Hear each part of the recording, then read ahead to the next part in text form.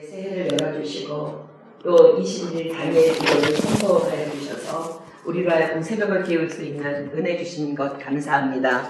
또한 오늘 2016년 첫 성경 공부로 나와왔습니다. 하나님 당신께서 불러주셔서 이곳에 온 것을 믿습니다. 사모하는 영혼들을 만족시켜 주시마 약속하신 주님, 이 시간 한 영혼 한 영혼 가운데 찾아오셔서 이들의 마음을 만져주시고 이들의 마음이 좋은 것 되어서 오늘 하나님께서 주시는 메시지가 그들의 마음밭에 떨어질 때에 30배, 60배, 100배의 결실이 있을 수 있도록 역사하여 주시옵소서. 하나님께서 주신 말씀을 배워나는 여종은 너무나도 미련하고 부족한 것 주님 아십니다. 하나님 불쌍히 여겨주시고 혹이라도 인간의 생각이나 사상을 섞지 못하도록 하나님 간섭하여 주시옵소서. 오직 도구로만 사용하여 주시옵소서. 오늘 우리 가운데 놀라운 일을 행하실 주님을 기대합니다. 혹이라도 이곳에 오지 못하고 묶여있는 자들이 있다면 묶임을 풀고 나올 수 있는 은혜 부어주시고 하나님께서 손잡아서 이끌어주셔서 이 자리에서 하나님의 생명의 말씀을 받을 수 있도록 역사하여 주시옵소서. 오늘 주님께서 행하실 모든 일을 기대하고 찬양하고 감사드리오며 이 모든 기도 예수님의 이름으로 감사하며 간절히 기도드립니다. 아멘. 찬양팀 수고하셨습니다. 우리 마태복음 18장 답시겠습니다. 하나님께서 오늘 우리 2016년 첫 성경 공부에 주시는 말씀 받겠습니다. 마태복음 18장 15절로 35절.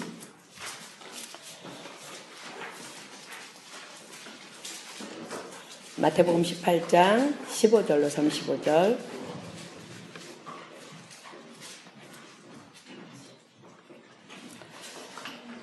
제가 한 절 읽고 여러분들 한 절 읽고 교독하도록 하겠습니다.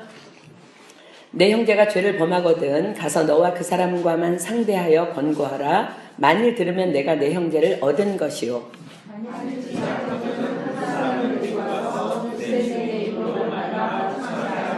만일 그들의 말도 듣지 않거든 교회의 말하고 교회의 말도 듣지 않거든 이방인과 세리와 같이 여기라.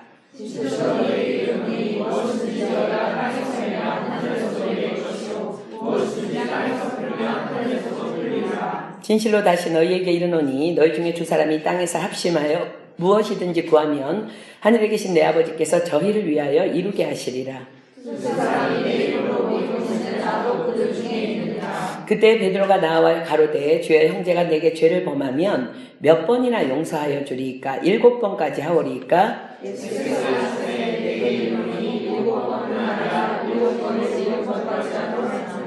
이러므로 천국은 그 종들과 회개하려 하던 어떤 임금과 같으니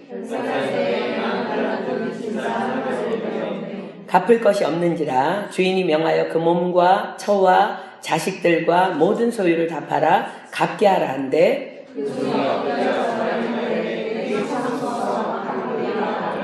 그 종의 주인이 불쌍히 여겨 놓아보내며 그 빚을 탕감하여 주었더니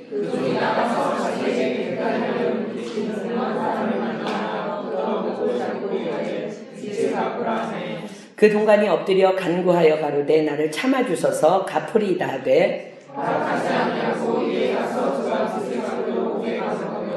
그 동관들이 그것을 보고 심히 민망하여 주인에게 가서 그 일을 다 고하니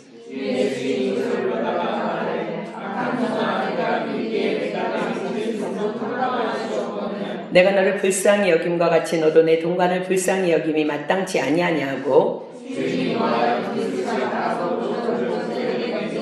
함께 있습니다. 너희가 각각 중심으로 형제를 용서하지 아니하면 내 천국에서도 너희에게 이와 같이 하시리라. 아멘. 오늘은 복음의 핵심인 용서에 대해서 나누겠습니다. 예수님께서 이 땅에 오신 목적 자체가 우리를 용서하시기 위함입니다. 그렇게 복음의 핵심은 용서입니다. 예수님께서 이 용서를 위해서 이 땅에 오시기 전에 인간들의 전적인 타락의 상태를 솔로몬이 전도서에다 기록합니다. 자, 전도서 7장 20절 보겠습니다. 전도서 7장 20절, 27절로 29절 두 군데 보겠습니다. 전도서 7장 20절, 27절로 29절. 제가 읽습니다. 선을 행하고 죄를 범치 아니하는 의인은 세상에 아주 없느니라. 이것이 예수님 오시기 전에 인간들의 전적인 타락의 상태였습니다. 27절 볼까요? 솔로몬이 너무너무 궁금해서 찾아봤다는 거야. 전도자가 가로되 내가 낱낱이 살펴 그 이치를 궁구하여 이것을 깨달았노라. 내 마음에 찾아도 아직 얻지 못한 것이 이것이라. 1천 남자 중에서 하나를 얻었거니와 1천 여인 중에서는 하나도 얻지 못하였느니라. 나의 깨달은 것이 이것이라. 곧 하나님이 사람을 정직하게 지으셨으나 사람은 많은 꾀를 낸 것이니라. 도무지 눈을 씻고 찾아봐도 의인을 볼 수 없는 세상. 그때가 예수님 오시기 전에 그 타락한, 전적으로 타락한 인간들의 모습이었어요. 아마도 2000년 전에 주님이 오실 때에 그 1천 남자 중에 하나, 솔로몬이 찾았다는 1천 남자 중에 하나가 마리아와 정혼한 남편 요셉이 아니었을까라는 생각이 듭니다. 그리고 솔로몬은 못 찾았지만 1천 여인 중에 하나님께서 찾아내신 한 여인이 마리아였을 것이라고 생각합니다. 근데 왜 이렇게 여자는 못 찾았을까? 남자는 1000명 중에 하나였는데 제 생각에는 여자들이 너무 말이 많아서 입으로 범죄해서 아마 못 찾았던 것 같아요. 근데 이제 주님의 길을 예비하러 온 세례 요한은 우리가 알고 있는 것처럼 죽음을 보지 않고 하늘로 승천했던 엘리야였으니까 아마도 이제 이렇게 1천 남자 중에 하나, 1천 여자 중에 하나 찾지 않았나 생각합니다. 이런 세대를 용서하시고 살리시기 위해서 하나님은 그리스도로 이 땅에 오셨습니다. 십자가의 은혜로 이런 용서함을 받은 우리 모두에게 하나님께서 요구하시는 것은 딱 하나예요. 바로 그러므로 너희도 서로 용서하며 사랑하라입니다. 에베소서 4장 32절로 갑니다. 에베소서 4장 32절. 에베소서 4장 32절. 에베소서 4장 32절. 서로 인자하게 하며 불쌍히 여기며 서로 용서하기를 하나님이 그리스도 안에서 너희를 용서하심과 같이 하라. 자, 우리는요, 용서하라고 하면 이제 교회 다니면서 너무 많이 듣는 소리야, 그죠? 그래서 용서하라고 하면 까짓 좋아. 하나님이 용서하라니까 하지 뭐 어려워? 됐어, 용서할게. 그리고 안 보고 살면 되지 이 정도로 가볍게 생각합니다. 그렇지만 성경은 정확하게 이것은 용서가 아니라고 말씀하십니다. 한 8년 전에 귀국한 우리 교회에서 훈련받고 들어간 한 자매가 하나님께 구원받은 백성은 내가 하나님께 용서함을 받은 것 같이 다른 사람을 용서해야 한다는 그 말씀을 듣고, 이 자매는 굉장히 성실한 자매예요. 말씀을 들으면 꼭 실천하려고 노력했던 참 귀한 자매인데, 그 자매가 이제 이 메시지를 듣고는 기억나는 한 사람 한 사람을 낱낱이 이름을 주님께 올려드리면서 용서하겠다는 기도를 드렸습니다. 이제 자기가 간증했기 때문에 이제 우리가 이제 알았는데, 그리고 이제 1년이 지났는데요. 1년이 지난 후에 이제 독일의 청소년 TV를 섬기러 갔다가 이렇게 가이드를 서서 기도하는 중에 하나님께서 몇몇 이렇게 친척들을 기억나게 하시면서 용서에 대해서 용서하라고 말씀을 하셨다는 거예요. 그래서 이 자매가 너무 놀래가지고, 주님, 저는 그들을 이미 1년 전에 다 용서했습니다. 주님도 알고 계시잖아요. 믿고 구한 것은 받은 줄로 믿으라고 주님이 말씀하셔서 저는 이미 다 해결됐다고 믿고 있습니다. 이제 그렇게 주님께 말씀을 드리니까 주님이 조용한 음성으로 말씀을 이렇게 또 질문을 하셨대요. 넌 그들을 사랑하느냐? 그래서 잠잠히 그들을 생각해 보니까 단지 용서하겠다고 말만 선포하고 그들을 기억 속에 이렇게 묻어두었던 자기 자신을 이제 발견한 거예요. 묻어두었을 뿐 그들을 생각하니 또 이렇게 분노가 올라오는 거야. 쓴뿌리가 올라오면서 기억하고 싶지도 않은 자신을 자기 자신이 발견하게 된 거예요. 그 자매는 그 시간에 울면서 하나님 용서하겠습니다. 그러나 사랑하지는 못하겠습니다. 주님도 그 상황을 아실 것입니다. 저는 사랑할 수 없습니다. 하나님께서 다시 한번 귀한 이 자매에게 물었대요. 넌 십자가로 구원받았느냐? 이 자매가 네, 난 구원받았다고 믿습니다. 나는 십자가로 구원받았다고 믿습니다. 라고 얘기하니까 주님이 또 물으셨대요. 난 너를 위해서 내 몸을 찢겨가며 용서하고 사랑했는데 넌 그들을 사랑할 수 없겠느냐? 너는 진정 구원받았느냐? 라고 또 물어보셨다는 거예요. 그 자매는 하나님, 나는 사랑할 수 없지만 당신의 사랑으로 사랑할 수 있기를 원합니다. 저는 할 수 없습니다. 주님께서 도와주십시오. 저를 불쌍히 여겨주십시오. 그리고 통곡하고 나니까 그 자매의 마음에 그런 생각이 들었대요. 그들은 하나님을 몰라서 지옥 갈 수밖에 없는 불쌍한 영혼인 것인지 깨달아지더래요. 그래서 그들의 영혼을 위해서 진정으로 기도하게 되었노라는 고백을 했습니다. 이 일 후에 그 자매는요, 모든 용서와 회복과 사랑이 자기 자신 안에 일어난 것이 이렇게 확신이 되었다는 거예요. 그래서 어둠 속에 정말 꽁꽁 묻어두었던 자신의 과거를 TD 프로그램을 통해서 낱낱이 단정했습니다.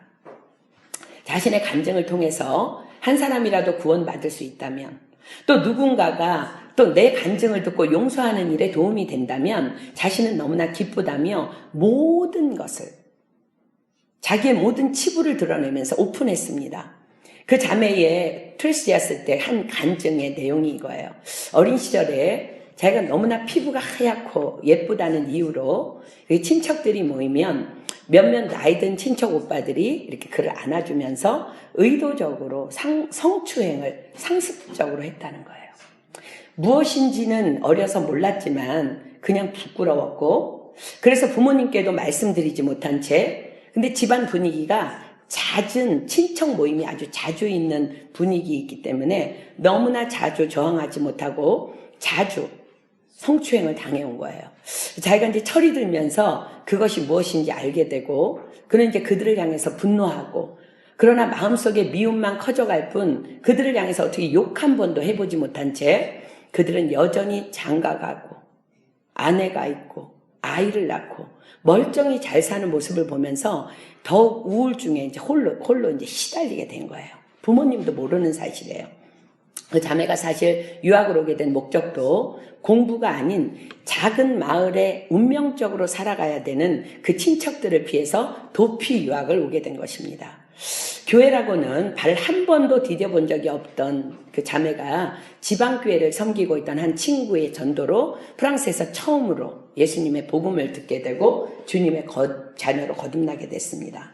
그 자매는요, 처음부터 목적 자체가 공부가 아니었어요. 그랬기 때문에 이 예수의 복음으로 거듭난 후에는요, 이게 완전히 뒤집어진 거야, 이 자매가. 그래서 그 기쁨을 이기지 못하고 학교도 안 다니고 어학도 안 하고 그냥 약 3년 동안을요, 교회를 위해서 헌신하면서 제자 양육하면서 전도하면서 지방선교 다 따라다니면서 그렇게 열심히 섬기다가 하나님의 이제 시기가 되니까 아직 믿지 않는 부모님의 구원을 위해서 기꺼이 기쁨으로 귀국해서 지금은 너무나 멋진 믿음의 남편을 배우자로 만나서 아름다운 크리스천 가정을 이루면서 잘 살고 있습니다. 사랑하는 여러분, 용서는요, 그냥 말로 용서할게요가 아니라 그를 사랑하기에까지 이르는 것이 진정한 용서라는 것을 하나님은 오늘 본문을 통해서 말씀하십니다. 성경은 아무리 구원받은 하나님의 자녀라 할지라도 모든 사람으로 더불어 화평함과 거룩함을 쫓지 아니하면 아무도 주님을 볼 수 없음을 말씀하십니다. 자, 히브리서 12장 14절 비겠습니다. 히브리서 12장 14절, 오늘 말씀의 주제입니다. 히브리서 12장 14절. 히브리서 12장 14절. 모든 사람으로 더불어 화평함과 거룩함을 좇으라. 이것이 없이는 아무도 주를 보지 못하리라. 아무도 주를 보지 못하리라는 것은요, 여러 가지를 포함하는데, 하나는 우리는 죽음 후에 예수님의 얼굴을 이제 뵙게 될 텐데, 모든 사람으로 더불어 화평함과 거룩함을 쫓지 않는 삶을 살다가 어느 날 마지막 날을 맞이하게 되면 천국을 보장할 수 없다는 것입니다. 또 하나는 우리는 신앙생활을 통해서 하나님의 축복의 약속들, 또 기도의 응답들을 기대하며 기도하며 기다리며 지금 나아가고 있어요. 그러나 모든 사람으로 더불어 내가 좋아하는 사람만이 아니라 미워하는 사람까지도, 그 모든 사람으로 더불어 화평함과 거룩함을 쫓지 아니하면 아무런 응답을 받을 수 없다는 것을 말씀하십니다. 화평함과 거룩함은 오직 용서를 통해서만 가능합니다. 용서 후에 사랑의 실천이 있어야만 화평함과 거룩함은 가능합니다. 우리는 죄 가운데에서도 화평할 수 있는 거 여러분 아세요?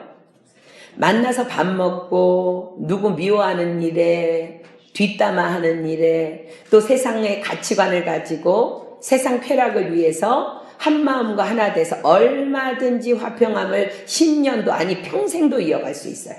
그러나 주님이 오늘 말씀하시는 화평은 거룩함을 동반해야 한다는 거예요.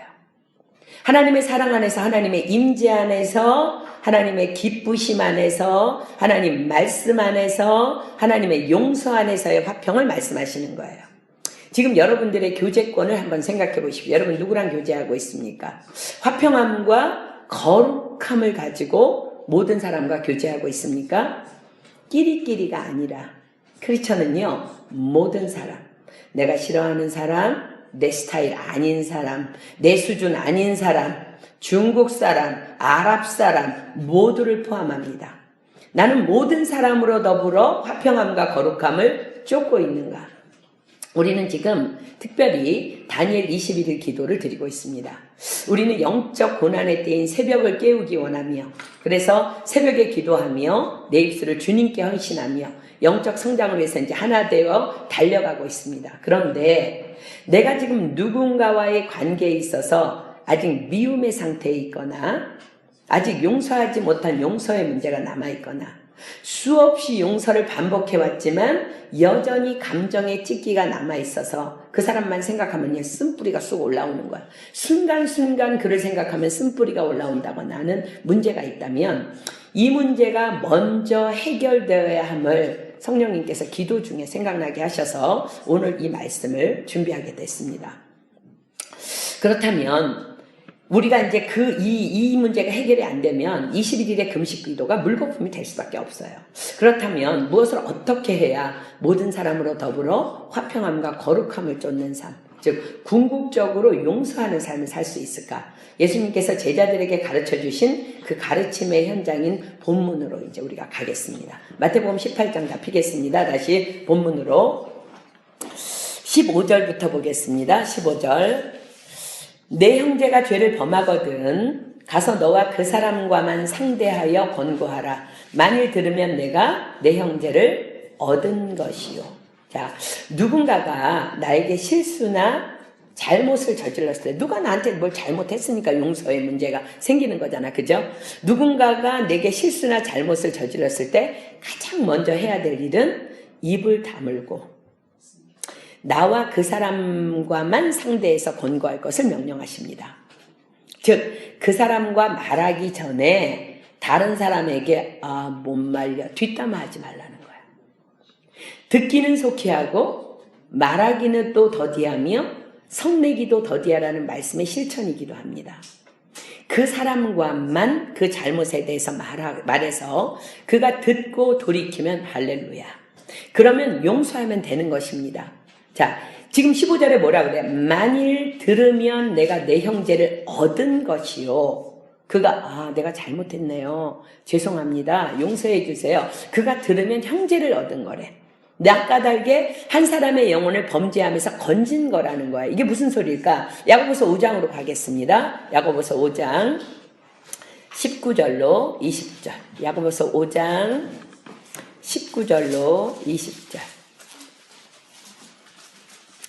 야고보서 5장 19절로 20절. 내 형제들아, 너희 중에 미혹하여 진리를 떠난 자를 누가 돌아서게 하면 너희가 알 것은 죄인을 미혹한 길에서 돌아서게 하는 자가 그 영혼을 사망에서 구원하며 허다한 죄를 덮을 것이니라. 자, 미혹하여 진리를 떠난 자. 나에게 지금 잘못한 그 상대자, 그가 범죄한 것은요, 사단에게 미혹되어서 속았기 때문이라는 것을 말씀하시는 거예요. 그를 돌아서게 한 것은 그 영혼을 사망에서 구한 것이라는 거예요. 왜 그럴까? 만약에 이 문제가 이렇게 내가 됐어 그냥 용서하고 나발이고 난 저 사람이랑 상대하기 싫어 그러고 살짝 이게 묻혀져 버리잖아요. 그러면 사단은요 계속 그를 미혹할 거예요. 그리고 계속 결국 그는 진리에서 완전히 분리되는 비극 앞에 서게 되는 비극의 주인공이 될 수밖에 없습니다.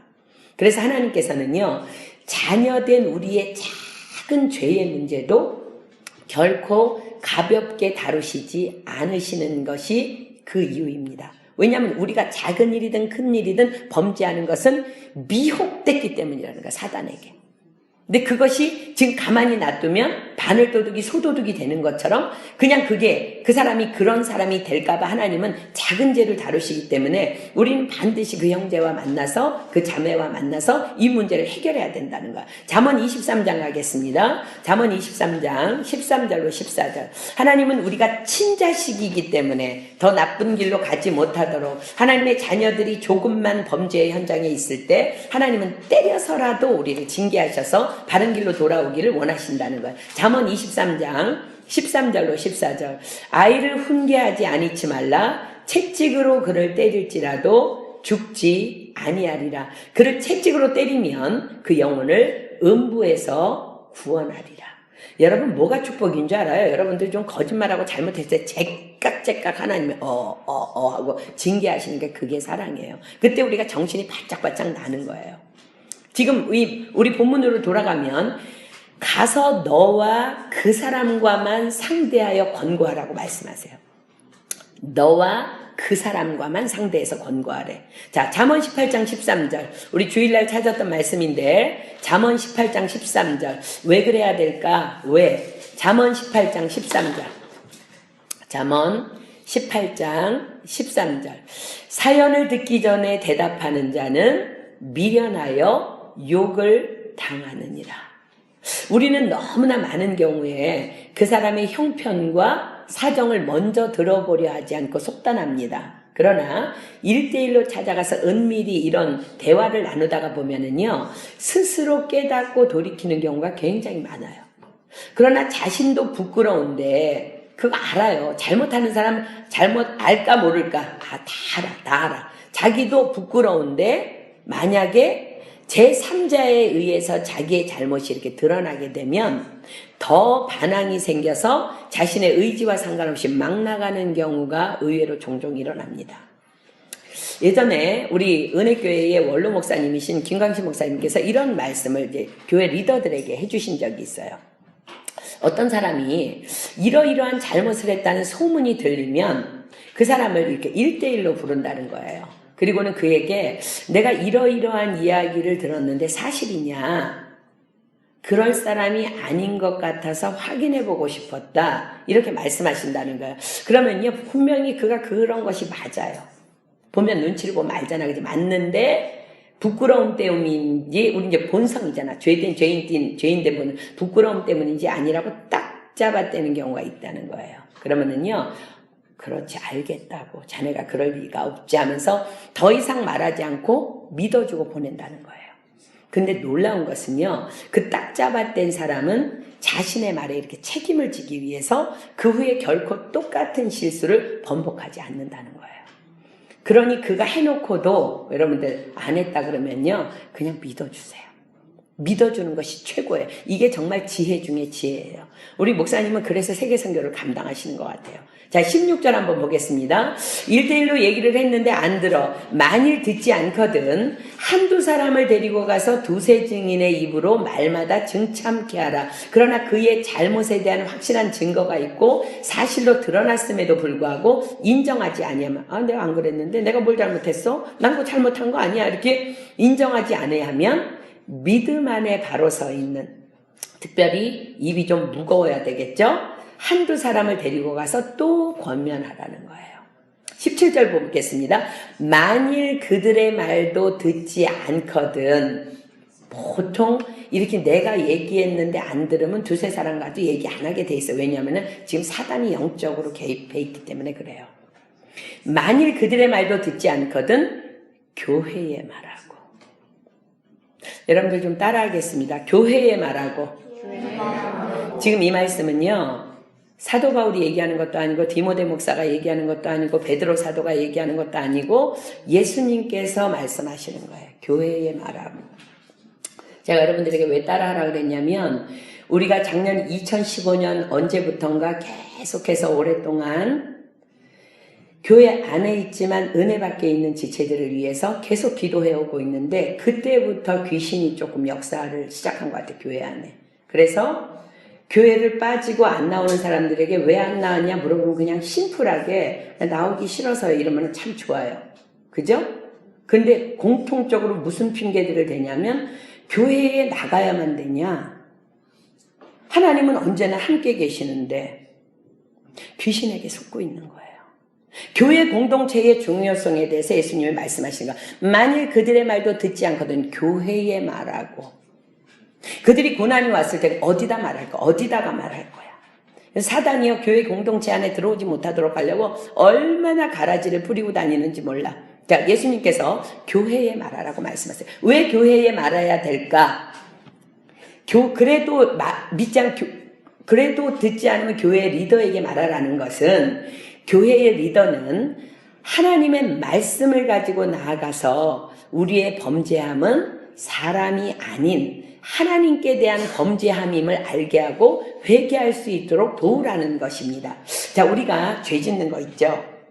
예를 들어서 내가 리라한테 리라 너무너무 꼴보기 싫어 뭐 이랬어. 그러면요 내가 리라한테 잘못하는 게 아니라는 거야. 하나님은 하나님 앞에서 범죄하는 거라는 거야. 하나님께 범죄하는 거라고 성경이 말씀하세요. 그래서 교회에 말하라는 것은 그 사람에게 하나님 앞에서 하는 범죄임을 영적인 것임을 그들이 깨달을 수 있도록 교회에서 가르쳐야 된다는 걸 얘기하는 거야. 자, 이제 단적인 예를 보겠습니다. 창세기 39장 7절로 9절.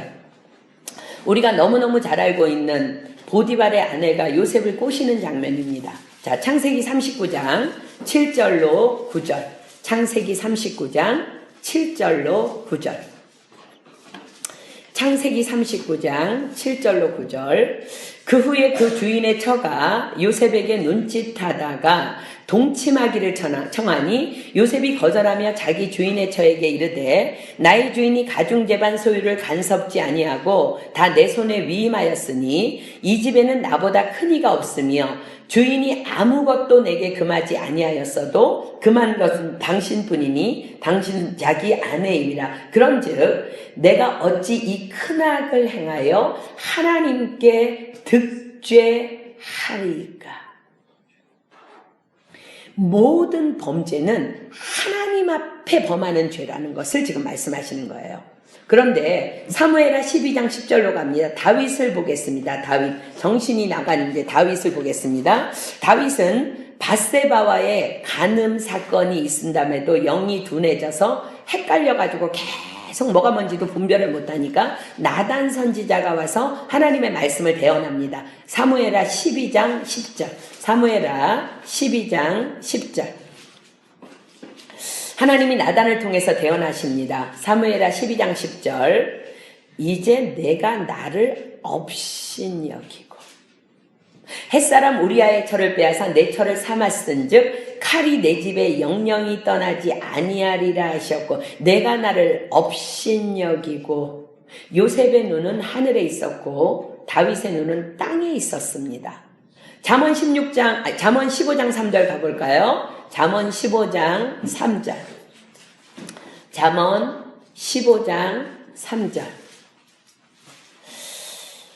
여호와의 눈은 어디서든지 악인과 선인을 감찰하시느니라. 아멘. 하나님 다 보고 계신다는 거야. 누가복음 12장 2절로 3절 보겠습니다. 누가복음 12장 2절로 3절. 우리는요, 내가 그냥 누구에게 슬금슬금 잘못하는 것 같지만 하나님께서 그거 다 드러내실 거라고 말씀하세요. 누가복음 12장 2절로 3절. 감추인 것이 드러나지 않을 것이 없고 숨은 것이 알려지지 않을 것이 없나니 이러므로 너희가 어두운 데서 말한 모든 것이 광명한 데서 들리고 너희가 골방에서 귀에 대고 말한 것이 집 위에서 전파되리라. 즉 우리가 살아가면서 범죄하는 모든 것은 큰 죄든 작은 죄든지 살아계신 하나님을 업신여기는 행위이기 때문에 반드시 심판이 따른다는 거예요. 거짓말하는 것, 하나님을 업신여기는 행위라는 겁니다. 수군수군하는 것, 하나님을 업신여기는 행위입니다. 정직하지 않은 것, 하나님을 업신여기는 행위예요. 순결하지 않은 것, 하나님을 업신여기는 행위입니다. 이사야서 3장 8절 가겠습니다. 이사야서 3장 8절. 이사야서 3장 8절. 이사야서 3장 8절. 이스라엘과 유다가 멸망한 이유에 대해서 기록합니다. 예루살렘이 멸망하였고 유다가 엎드러졌음은 그들의 언어와 행위가 여호와를 거스려서 그 영광의 눈을 촉범하였음이라. 촉범. 국어사전에 찾아보면 꺼리고 피해야 할 일을 저지름. 이게 촉범이에요. 감히 하나님의 앞에서 하나님 앞에서 하나님이 꺼리는 것, 하나님 앞에서 피해야 할 일들을 저지르는 것이 여호와의 영광의 눈을 촉범한 거예요. 감히 여호와의 영광의 눈을 촉범할 수 있는 이유는 뭐예요? 딱 하나, 하나님을 업신여김으로. 업신여기기 때문에 그런 행동을 한다는 거예요. 마태복음 10장으로 가겠습니다. 마태복음 10장 32절로 33절. 마태복음 10장 32절로 33절. 누구든지 사람 앞에서 나를 시인하면, 요셉은 보디발의 아내 앞에서 하나님을 시인합니다. 내가 하나님 앞에 득죄할 수 없다는 거야.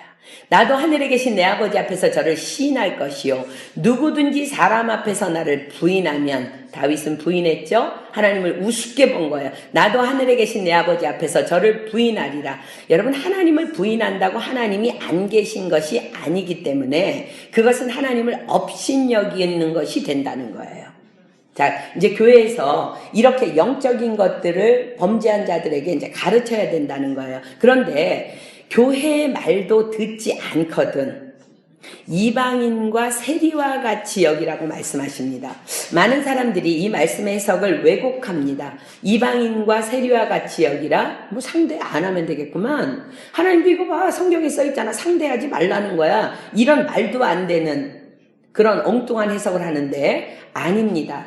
이방인과 세리와 같이 여기라는 것은, 이방인은 하나님을 믿지 않는 자예요. 세리는 죄인의 대명사입니다. 그들과 같이 여기라는 말은 뭐냐면, 예를 들어서 우리 교회에 누가 무슬림 형제를 하나 전도해서 데려왔어요. 이방인이에요. 그죠?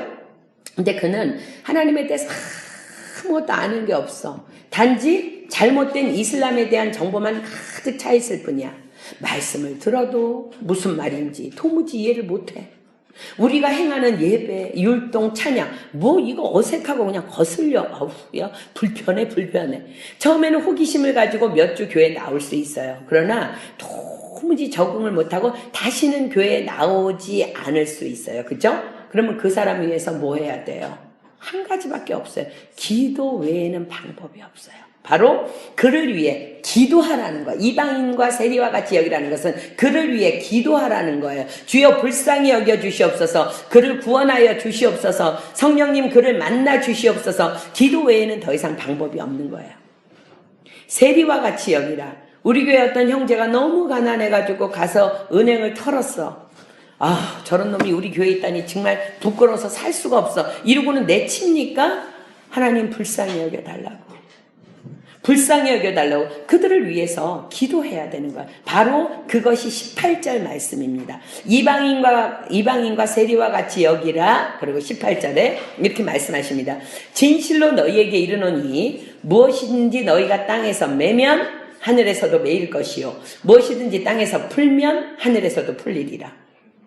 범죄한 형제 자매가 사람의 권면은 물론이고 말씀의 권위에도 순복하지 않고 있다면 이유는 하나예요. 뭐예요? 바로 사단에게 묶임을 당해서 지금 종로로 타고 있다는 거예요. 그거밖에 이유가 없습니다. 우리는 이제 영적인 눈을 떠서 그들을 묶고 있는 더러운 영들을 향해서 명령하며 기도해야 한다는 거예요. 자, 땅에서 매면 땅에서 풀면 그렇게 해준대. 땅에서 매면 뭘까? 하나님의 말씀을 듣지 못하게 하며 그리하여 돌이켜 축복의 길로 나오지 못하게 하는 더러운 영들은 내가 예수의 이름으로 너를 묶노니 묶임을 받을지어다. 묶임을 받고 무적행으로 떠나갈지어다. 그들을 묶어버리라는 거야. 내 지금 형제가 범죄하고 있는 것은 사단들이 계속 그리 하기 때문이기 때문에 우리가 그 사단의 영을 묶으라는 거야. 그 다음에 땅에서 풀면 내 형제 자매를 묶고 있는 더러운 영의 사슬들은 예수의 이름으로 풀어질지어다 라고 우리가 기도해야 된다는 거예요.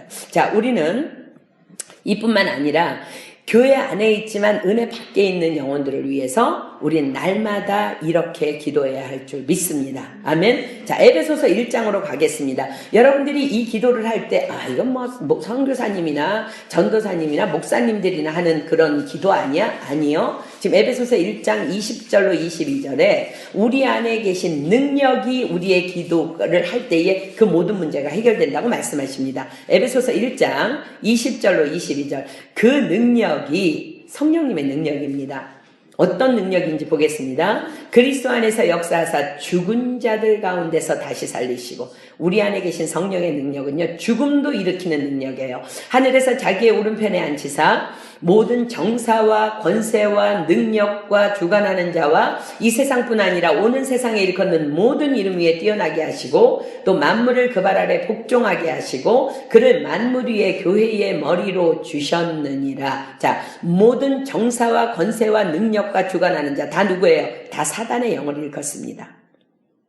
교회의 머리, 저와 여러분의 머리가 누구예요? 바로 예수 그리스도예요. 교회된 나의 머리 대신 예수 그리스도의 이름으로 기도할 때에 묶으면 묶이고 풀면 풀리는 역사가 일어날 것을 말씀하십니다. 아멘. 자, 19절 봅니다. 진실로 다시 너희에게 이르노니 너희 중에 두 사람이 땅에서 합심하여 무엇이든지 구하면 하늘에 계신 내 아버지께서 저희를 위하여 이루게 하시리라. 두세 사람이 내 이름으로 모인 곳에는 나도 그들 중에 있느니라. 합심 기도의 능력, 교회 공동체의 능력에 대해서 지금 말씀하십니다. 우리의 기도로 그 영혼이 반드시 돌이켜 회개하기에 이르게 될 것이라는 약속의 말씀입니다. 자, 제가 여러분들에게 기도 모임에 대해서 잠시 얘기하겠습니다. 원래 우리 토요 기도 모임은요, 지금 매주마다 우리 김태형 집사님이 8시에 시작합니다를 지금 우리 작년에도 52번 들었어, 그지? 원래 토요 기도 모임은 8시까지 모이는 거예요. 모여서 다 함께 8시 30분까지 부르짖어 기도하는 거예요. 부르짖어 기도하다가 찬양팀 리더가 예배의 시작을 선포하면 하나님을 찬양하고 그 다음에 말씀 듣고 인도자의 인도에 따라 중보기도 하는 시간이 우리 교회의 토요 기도 모임입니다. 근데 언제부터인가 슬슬 룰이 깨지기 시작해서 이제는 광고만 회장님만 계속 8시이지 그 시간에 와서 부르짖어 기도하는 지체들이 사라지고 있는 실정입니다.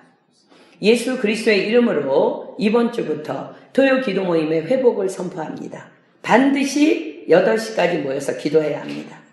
찬양팀들은 빨리 준비하고 준비할 거 별로 없잖아요. 그죠? 빨리 준비하고 준비 다 되면 함께 부르짖어 기도하다가 찬양팀 리더가 시작을 선포할 때까지 부르짖어 기도하는 시간을 이번 주부터 이제 계속 회복해서 하도록 하겠습니다. 이게 얼마나 놀라운 영적인 파워를 일으키는 기도인지 몰라요. 두세 사람이 모인 곳에 내가 너희와 함께 있겠다고 두 사람 이상이 합심해서 무엇을 구하든지 하나님께서 이루어 주신다는데 왜 우리가 그걸 못해? 특별히 각 가정교회에 무너져 있는 또 묶여 있는 지체들의 회복, 그리고 믿지 않는 가족들을 향한 기도가 계속 선포돼야 되고요. 열방을 향해 복음의 도구로 우리 교회를 사용하실 주님께 기도로 영성을 준비하는 시간을 갖도록 하겠습니다.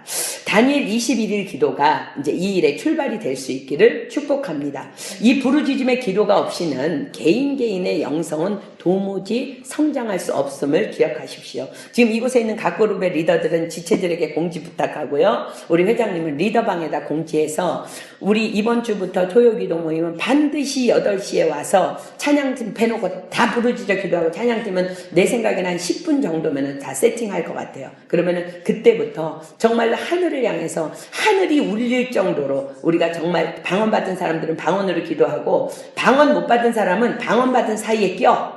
그래갖고 기도하다 보면 방언이 터질 줄 믿습니다. 그래서 영적으로 우리가 기도하면서 하나님께서 2016년도에 우리 교회에 행하실 그 일들을 기대하면서 우리가 부르짖어 기도하겠습니다. 아멘. 자, 이제 본문 21절 봅니다. 그때에 베드로가 나와 가로되 주여 형제가 내게 죄를 범하면 몇 번이나 용서하여 주리이까 7번까지 하오리이까. 자, 베드로는 항상 엉뚱해요.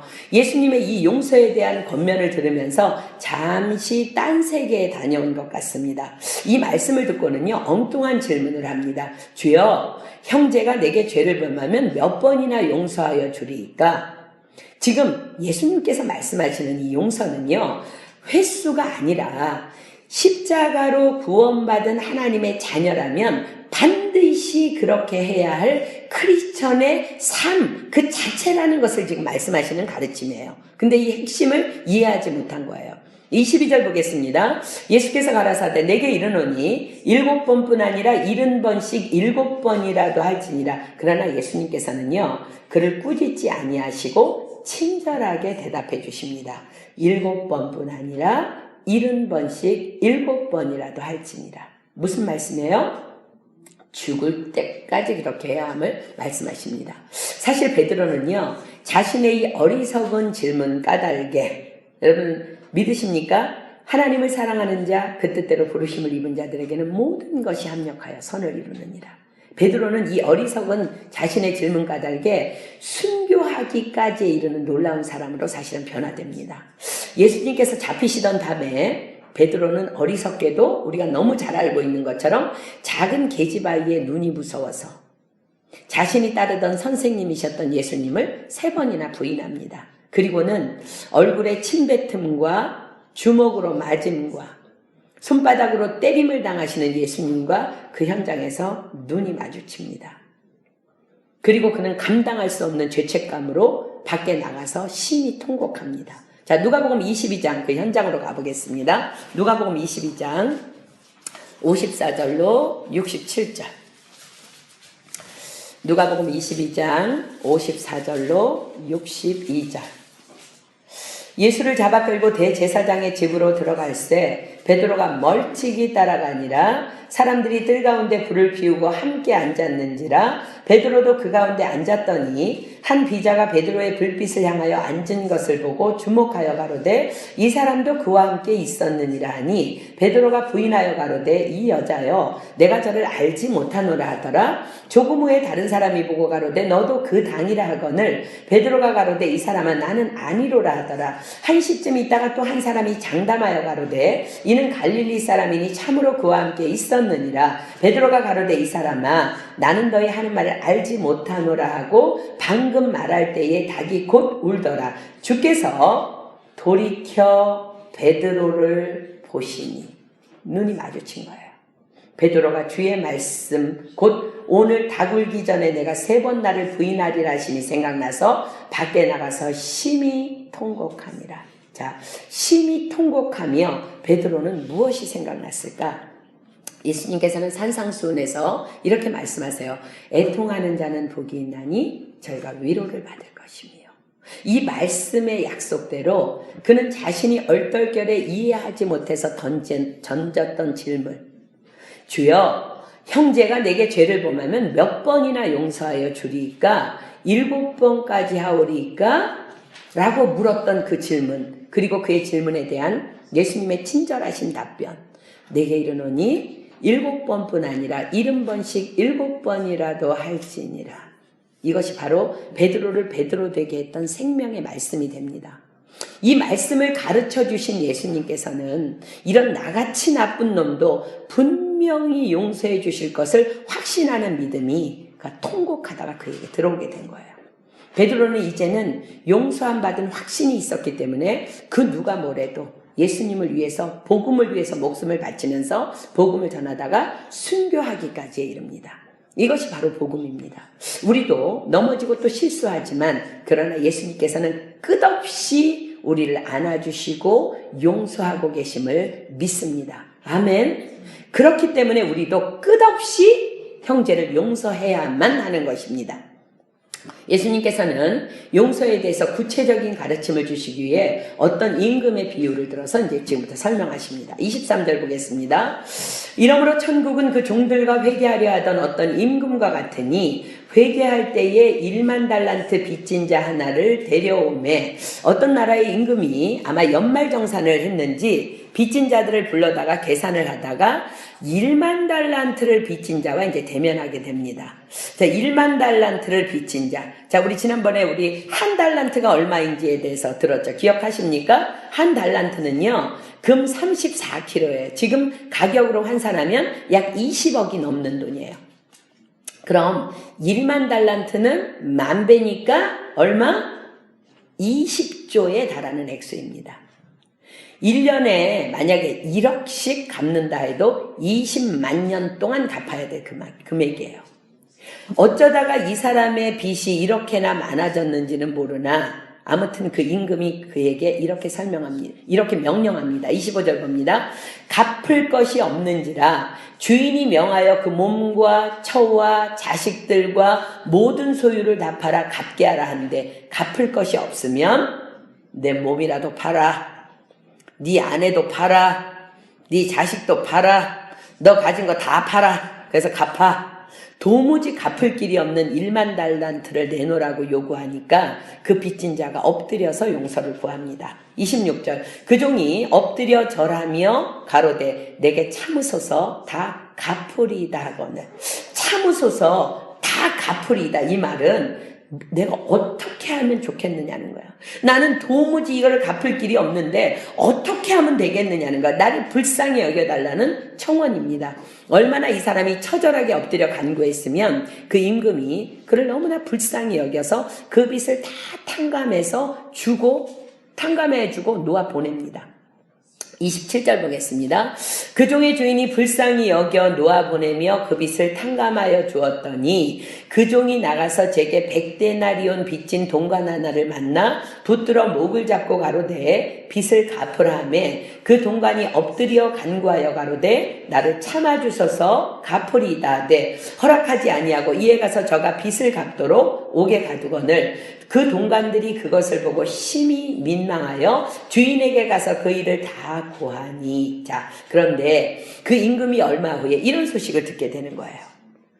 1만 달란트 탕감받은 자가 자신에게 100데나리온 빚진 자를 빚을 갚지 않는다고 빚을 갚을 때까지 너는 감옥에 있어야 돼. 넌 못 나와. 다 갚아야 되고 옥에 가두었다는 거예요. 100데나리온은 얼마일까? 한 데나리온은요, 노동자 한 사람의 하루 품삯에 해당되는 금액이에요. 지금 이제 하루 품삯을 약 70유로로 계산하면 100데나리온은 7,000유로 정도 되는 금액입니다. 100데나리온 자체는요, 우리에게는 엄청나게 큰 금액이에요. 그죠? 7,000유로면 어마어마하게 크지. 그러니까 우리가 용서를 못하는 거 아니야. 그러니까. 그죠? 큰 금액이지만 1만 달란트 즉 20조를 탕감받은 자가 7,000유로를 안 갚는다고 옥에 넣었다는 거예요. 32절 보겠습니다. 이에 주인이 저를 불러다가 말하되 악한 종아 내가 빌기에 내가 내 빚을 전부 탕감하여 주었거늘 내가 너를 불쌍히 여김과 같이 너도 내 동관을 불쌍히 여김이 마땅치 아니하냐 하고 주인이 노하여 그 빚을 다 갚도록 저를 옥졸들에게 붙이니라. 그 소식을 들은 임금은 그를 불러드립니다. 그리고는 내가 너를 불쌍히 여겨 너의 빚을 탕감해 준 것을 잊었느냐? 내가 불쌍히 여김을 받았다면 너도 다른 사람을 불쌍히 여기는 것이 마땅치 아니하냐? 임금은 화가 나서 그가 친구에게 행한 그대로 그 또한 빚을 다 갚도록 옥에 가두라고 명하고 옥졸에게 그를 붙입니다.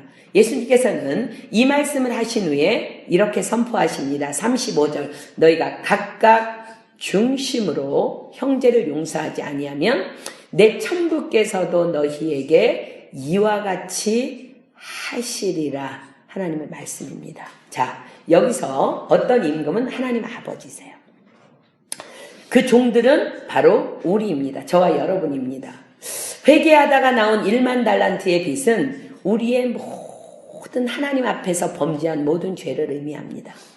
도무지 우리의 힘으로는 구원받을 수 없는 우리의 죄의 심각성을 의미합니다. 이제는 지옥만이 결론이에요. 그러나 하나님께서는 우리를 불쌍히 여기셔서 십자가로 우리의 죄를 다 탕감해 주셨어요. 그러면 우리의 남은 삶은 우리도 나에게 죄 지은 자를 용서하며 살아야 마땅한 것입니다. 예수님께서는 간음 중에 잡혀온 여인에게 이렇게 말씀하셨어요. 우리 지난주에 배운 말씀이죠. 요한복음 8장 10절로 11절 보겠습니다. 요한복음 8장 10절로 11절. 요한복음 8장 10절로 11절. 예수께서 일어나서 여자 외에 아무도 없는 것을 보시고 이르시되 여자여 너를 고소하던 그들이 어디 있느냐 너를 정죄한 자가 없느냐 대답하되 주여 없나이다. 예수께서 가라사대 나도 너를 정죄하지 아니하노니 가서 다시는 죄를 범치 말라 하시니라. 나도 너를 정죄하지 아니하노니 가서 다시는 죄를 범치 말라. 이것이 우리의 마땅한 삶의 모습이 되어야 한다는 거예요. 그런데 만약 우리가 다른 사람을 용서하지 않는다면 본문 35절로 다시 갑니다. 너희가 각각 중심으로 형제를 용서하지 아니하면 내 천부께서도 너희에게 이와 같이 하시리라. 이와 같이 하시리라. 어떻게? 34절 같이. 34절.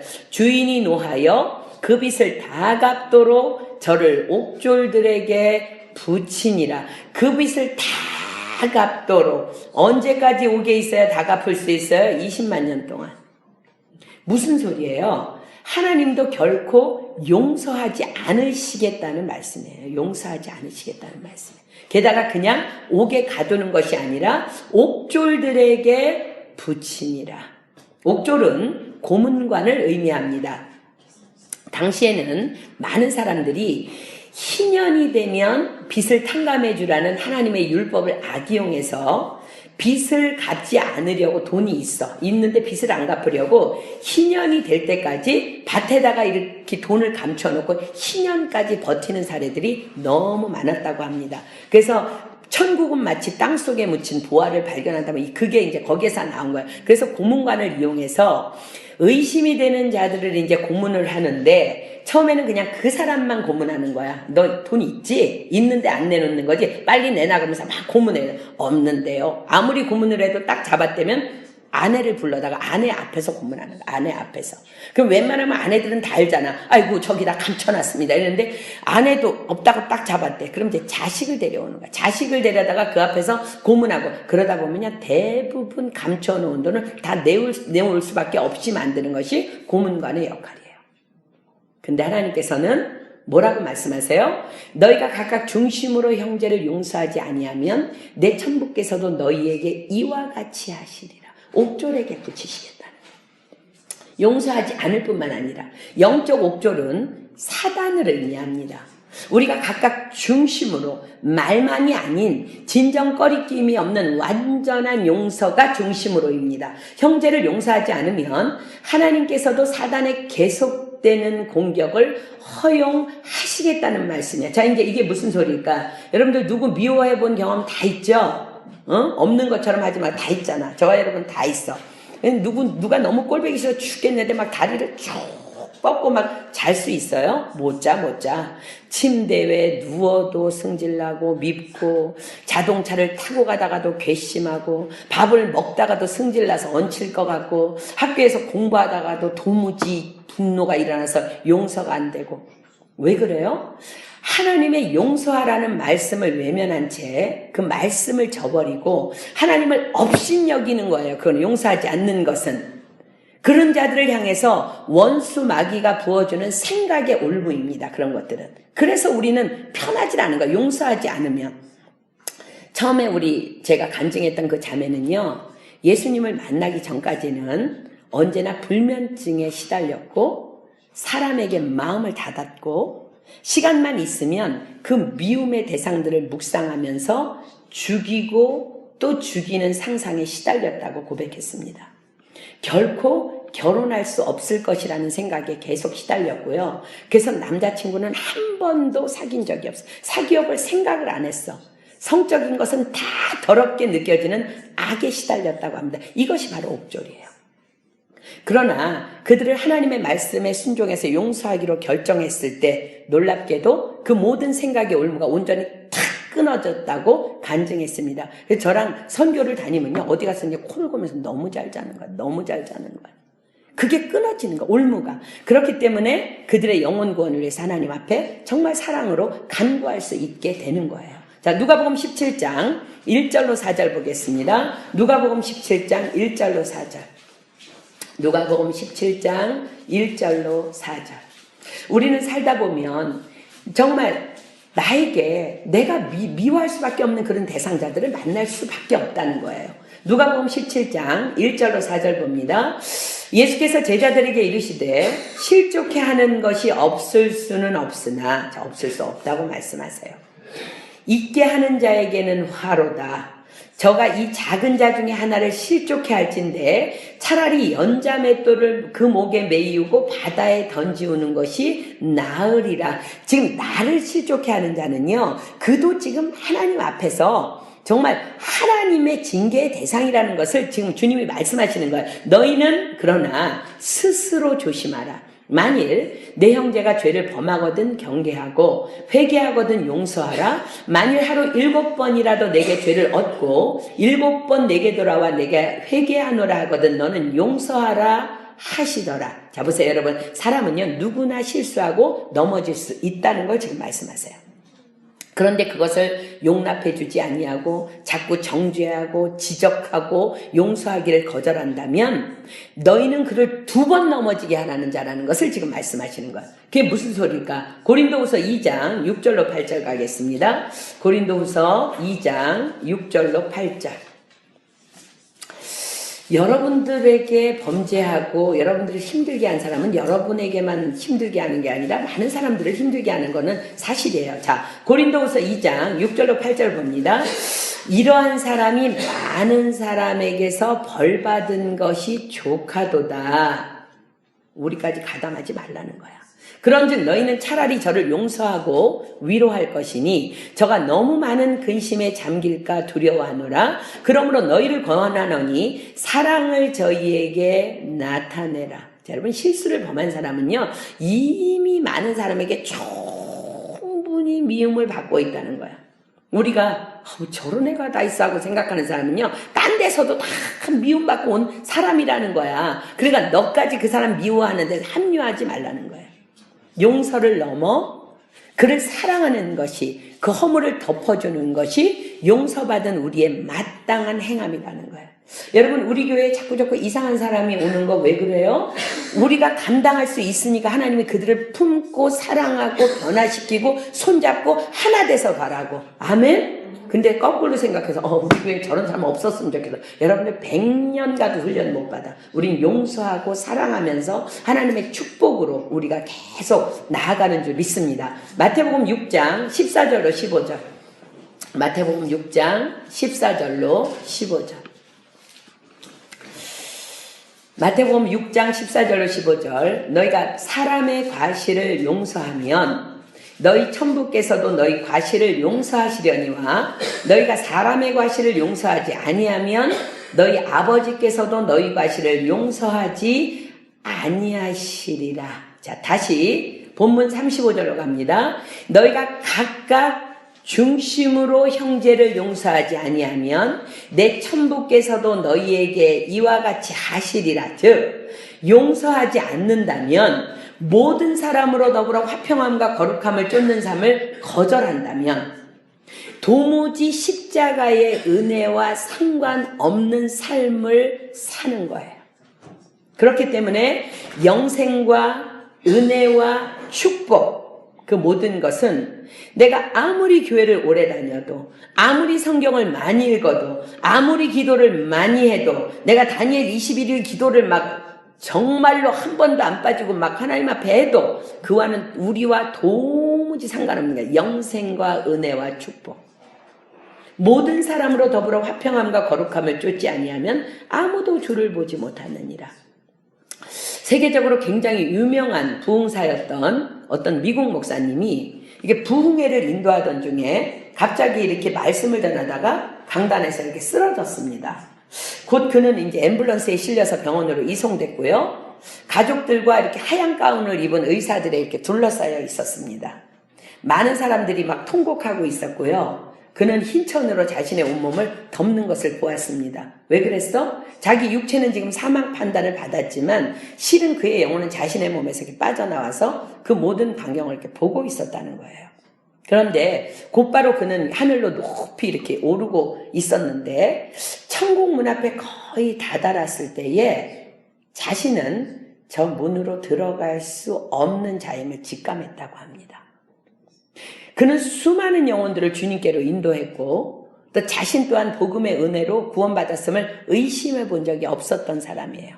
그러나 그는 천국문 앞에서 그의 죄가 너무나 분명히 드러나는 것을 감출 수가 없었다고 합니다. 죄 있는 자는 결코 들어갈 수 없는 천국. 복음에 헌신해서 일생을 주님께 드렸지만 그에게는 사실은 자신을 늘 비방하고 넘어뜨리고 밟으려고 했던 한 복음 전도자를 너무나 미워하고 있었던 거예요. 애써서 미움을 감추고 더욱 복음 전파에 힘을 썼지만 그를 생각하면 용서가 되지 않는 거야. 그러나 용서하려고 애도 써보지만 계속해서 그렇게 해오는 그 사람을 용서하지 못하고 있다가 그가 죽음을 맞이하게 된 거예요. 그는요, 말씀을 가르치며 말씀을 선포하던 자였기 때문에 그 상황에 이 말씀이 자기에게 확 들어왔다고 했어요. 마태복음 7장 21절로 23절. 마태복음 7장 21절로 23절. 마태복음 7장 21절로 23절. 나더러 주여 주여 하는 자마다 천국에 다 들어갈 것이 아니요 다만 하늘에 계신 내 아버지의 뜻대로 행하는 자라야 들어가리라. 그날에 많은 사람이 나더러 이르되 주여 주여 우리가 주의 이름으로 선지자 노릇하며 주의 이름으로 귀신을 쫓아내며 주의 이름으로 많은 권능을 행치 아니하였나이까 하리니 그때에 내가 저희에게 밝히 말하되 내가 너희를 도무지 알지 못하니 불법을 행하는 자들아 내게서 떠나가라 하리라. 이 말씀을 가르치며 말씀을 선포했던 자이기 때문에 그는 바로 이 말씀이 자신의 영을 이렇게 흔드는 것을 느끼면서 온몸을 부르르 부르르 떨게 됐다 그래요. 천국문 앞에서 그는 예수님을 만났대요. 만났는데 자기가 그냥 먼저 하나님 앞에 고백하면서 난 여기 올 자격이 없는 자인 걸 내가 너무나 잘 알고 있습니다. 그러니까 제발 다시 한번 나에게 기회를 좀 주시기를 원한다고 막 통곡하며 이제 강청을 했는데 그를 보시면서 예수님께서 웃으셨대요. 웃으시면서 너 아직 올 때가 안 됐어 라고 말씀하시면서 가라 그랬다는 거예요.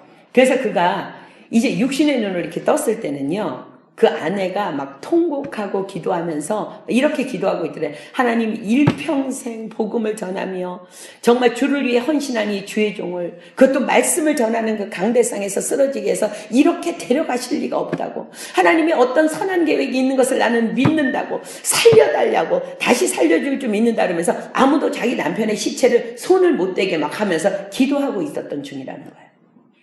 그는 그렇게 다시 살아났고요. 지금은 전 세계를 다니면서 용서가 얼마나 중요하며 용서하지 않은 사람은 천국에 결코 들어갈 수 없으며 우리는 용서받았기 때문에 용서해야 한다는 오직 용서의 메시지만을 전하러 다니는 사역을 감당하고 있다고 합니다.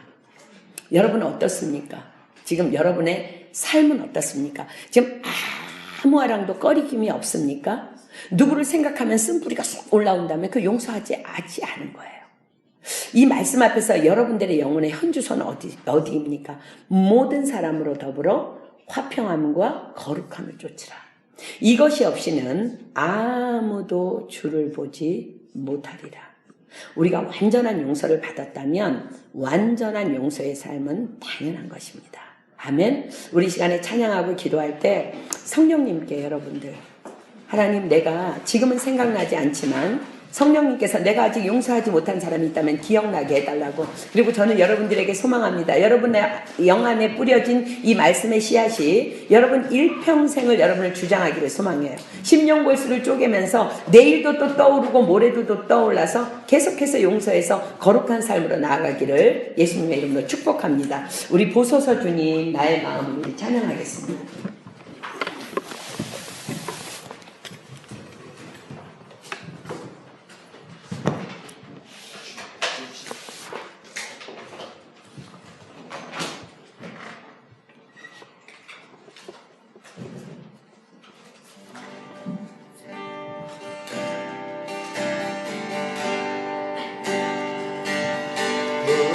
주소서 주님 나의 마음을 선한 것 하나 없습니다. 그러나 내 모든 것 주께 드립니다.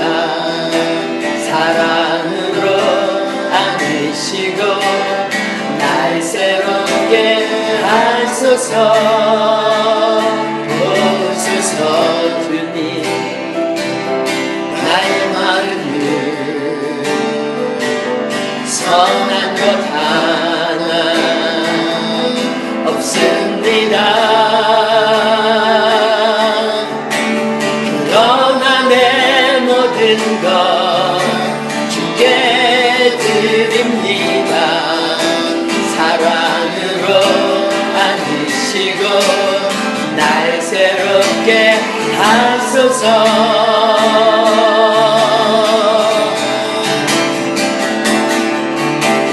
주님 마음 내게 주소서. 내 아버지 주님 마음 내게 주소서. 나를 향하신 주님의 뜻이 이루어지도록 주님 마음 내게 주소서. 내게 사랑을 가르치소서. 당신의 마음으로 용서하게 하소서. 주의 성령 내게 채우사 주의 길 가게 하소서. 주님 당신 마음 주소서. 주의 성령 내게 채우사 주의 길 가게 하소서. 주님 당신 마음 주소서.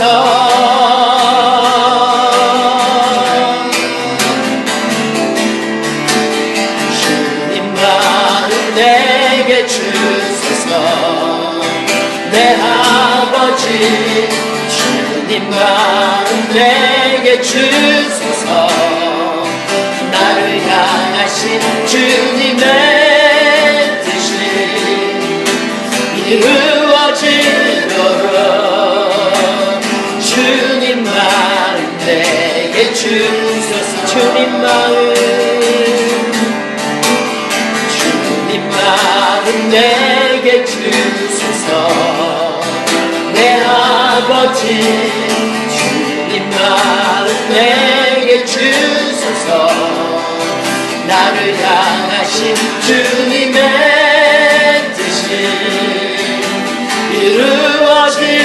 이루어지도록 주님 마음 내게 주소서. 이 시간 다 눈 감습니다. 모든 사람으로 더불어 화평함과 거룩함을 쫓으라. 그렇지 아니하면 아무도 주를 보지 못하리라. 하나님께서 너무나 냉정하게 우리에게 말씀하십니다. 여러분 지금 어떻습니까? 생각하지 않고 있을 때는 참 평안한데 누군가가 정말 다른 사람의 입에서 누군가의 이름이 튀어나올 때에 화가 나고 밉고 속상하다면 그 사람 미워하고 있는 것입니다. 용서해야 합니다. 우리 안에 있는 모든 쓴뿌리들을 오늘 뽑아내야 합니다. 우리가 아무리 몸을 불사르게 성령 주님 앞에 헌신하고 봉사하며 기도하고 말씀을 쪼갠다 할지라도 사랑이 없으면 우리는 아무것도 아니라고 말씀하셨습니다. 너희가 각각 중심으로 형제를 용서하지 아니하면 아버지께서도 너희에게 이와 같이 하시리라. 너무나 냉정하게 말씀하십니다. 여러분, 우리가 이 용서의 문제가 해결된다면 우리는 사실 신앙생활의 99.9%는 성공할 것입니다. 이 시간 우리 기도할 때에 하나님, 내가 지금 기억하지 못하는 자가 있다면 낱낱이 성령님께서 끌어내 주셔서 그들을 용서하며 그들의 영혼을 위해서 기도할 수 있는 내가 되게 하여 주시옵소서. 하나님 또한 우리 교회 안에 은혜 밖에 있는 자들이 너무나 많이 있습니다. 그들을 향해서 내가 사랑으로, 정말로 사랑으로 기도하겠습니다. 그들을 묶고 있는 더러운 것들 떠나게 하시고 정말로 그들 옆에 얼씬거리는 것들 다 묶으셔서 무적행으로 보내주시옵소서. 하나님, 그리고 내가 그들을 정죄하지 않겠습니다. 손가락질하지 아니하며 그들을 사랑하며 용서하며 그들을 품고 함께 나아가기를 소망합니다. 이 시간 하나님 기억나게 하여 주셔서 내가 모든 사람으로 더불어 화평함과 거룩함을 쫓음으로 말미암아 날마다 하나님의 얼굴을 뵙게 하시고 내가 오늘 죽는다 할지라도 천국 갈 수 있는 그 놀라운 은혜가 임하게 하여 주시옵소서. 우리 모두가 거룩하기를 소망합니다. 이곳에 있는 모든 사람들이 용서의 회복이 일어나게 하여 주시옵소서. 이 시간 우리 주여 삼창합니다. 시작. 주여! 주여! 주여!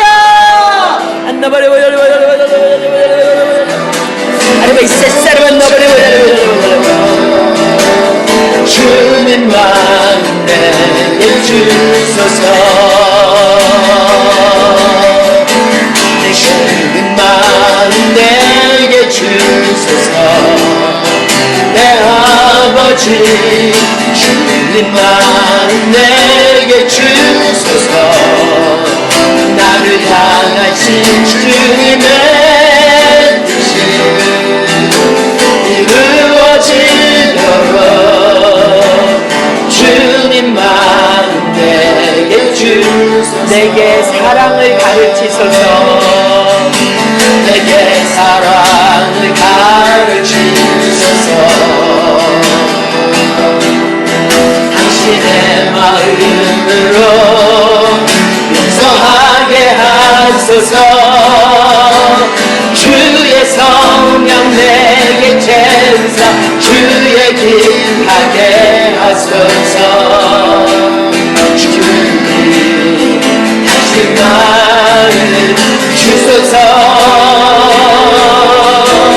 주의 성령 내게 채우사 주의 길 가게 하소서. 주님 당신 마음 주소서.